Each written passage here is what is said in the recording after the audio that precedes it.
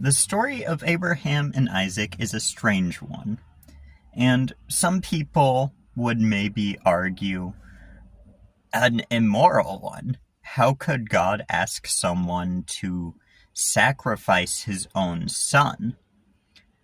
But I think you sort of have the wrong perspective on it if those are your thoughts. You see, I think through the story of Abraham and Isaac, we get a picture of God's relationship with us. And what I'm trying to get at here is something like God might give us something, right?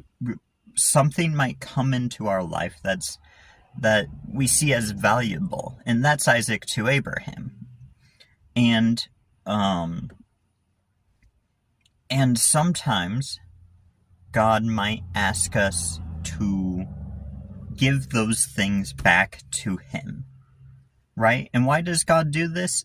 I believe God does this because God desires to be our number one priority.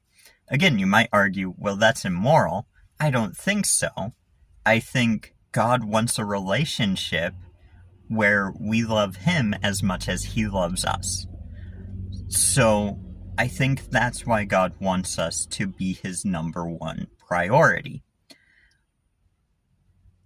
And I think a lot of times when we choose to sacrifice to the Lord, a lot of times, like with Abraham and Isaac, he'll say, okay, you get to keep the son, right? You get to keep what I've given you. But good job for being willing to give it back to me.